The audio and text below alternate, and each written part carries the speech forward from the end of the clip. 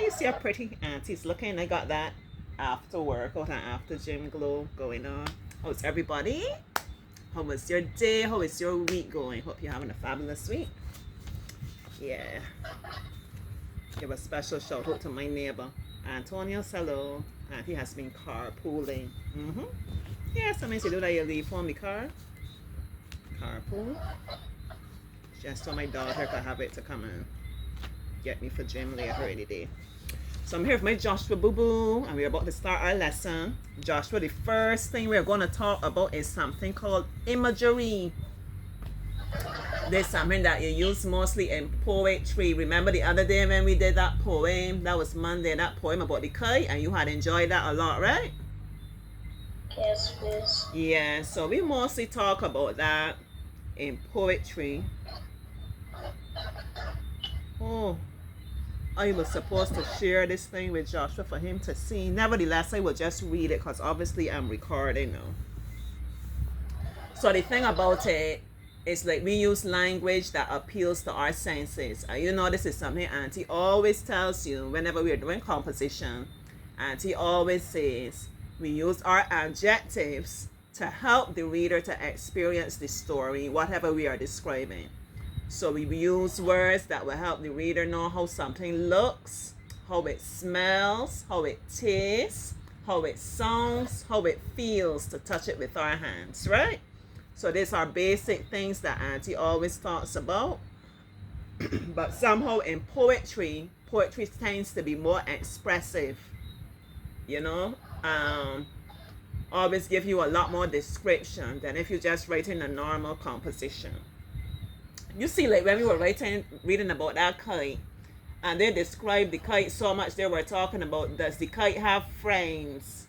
Is the kite able to see things, you know? Can it feel the clouds, things like that? That if we didn't know it was about a kite, we might think it's about a person, because they were spending so much time in that poem trying to get us to understand the different ways in which the kite was experiencing things. So I'm going to read a few examples to you, and then you and I, we are going to make up some sentences, or like a few sentences describing some things using all of our senses. One time it has to be pleasant, and the next time it has to be unpleasant. All right, let me give you the examples, then I would explain to you a bit more. The soft white sand warmed my feet as I strolled on the beach. That is appealing to our sense of touch, right, Joshua? The full moon was a bright yellow disc shining in the dark night. Which sense that's appealing to? Look. Look, good boy, our sense of sight.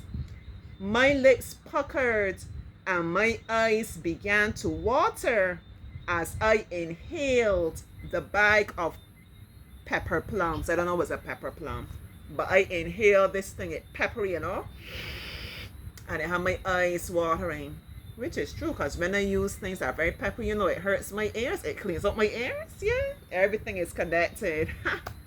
All right, so tell me, I inhaled this bag of pepper plums and had my eyes watering. Which sense this telling me about?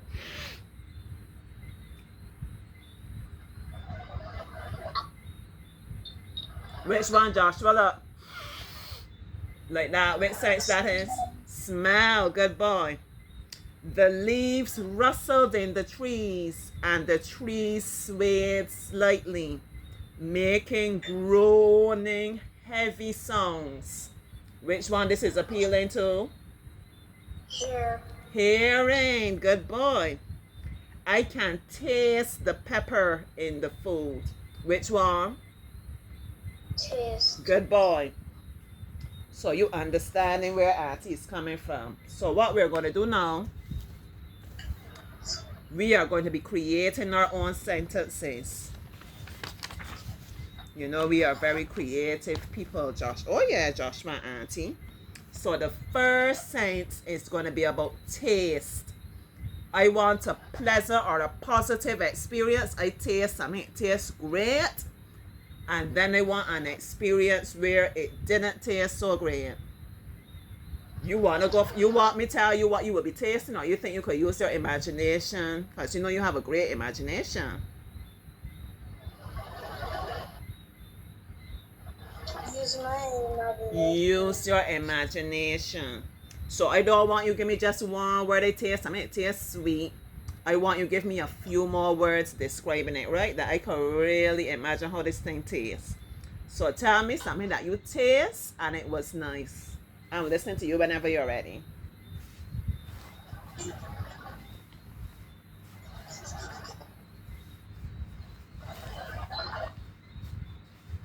I taste a mango. It Mm-hmm. tastes very delicious. Mm-hmm.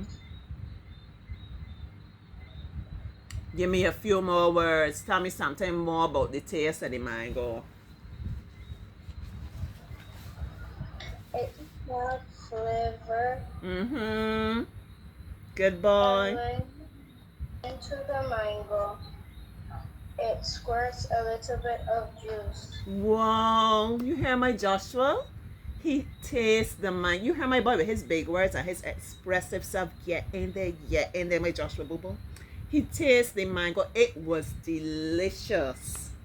A mess up part in there, but when he was tasting this mango and it was squirting out some of the juice, so we could picture it. He really biting into this mango, and the juice probably running down his hands. It juicy, it delicious. You know, he's savoring this mango. You understand? So we don't just walk up and say, it was delicious, full stop. No, no. He must make me feel like I want to taste this mango for myself. Oh boy. I don't know what Auntie could come with. No. What Auntie could come with was something that Auntie could eat. Um was something, somebody help me, somebody help me, somebody saying help, saying help, saying help. I had a tamarind ball. I'm choosing this one deliberately. Right? When Auntie went to the fair, she bought some tamarind balls. They were, I gotta use delicious. They were tasty. I don't really want to say tasty. A little salty, a little bit sweet, and a little bit sour all at the same time. How was this possible? They took her right back to her childhood. She felt like she would eat, and she didn't want it to end because she was just enjoying that memory of how the tamarind balls taste, and remembering herself like playing in the playground and eating tamarind balls and sharing with her friends and everybody. You know, she could never get enough of them. Everybody always wanted to share tamarind balls.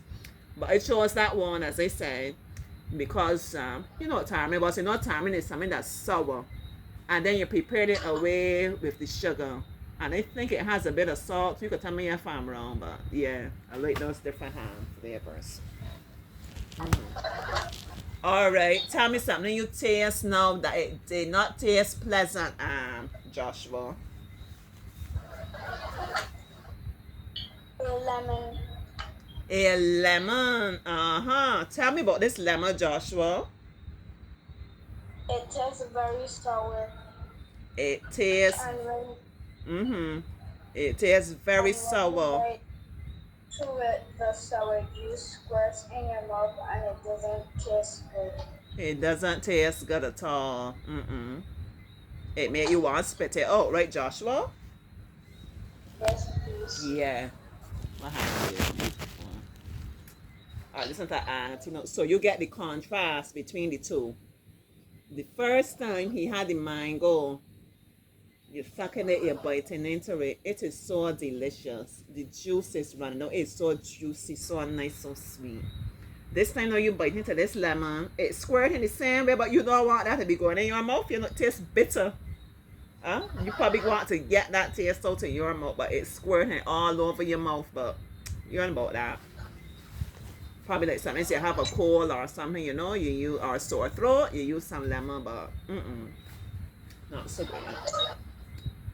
All right, let Auntie talk about aloes now. Aloes is some, you know about aloes, Joshua. Yes, please. Joshua know about the aloes. So Granny have aloes growing in her garden.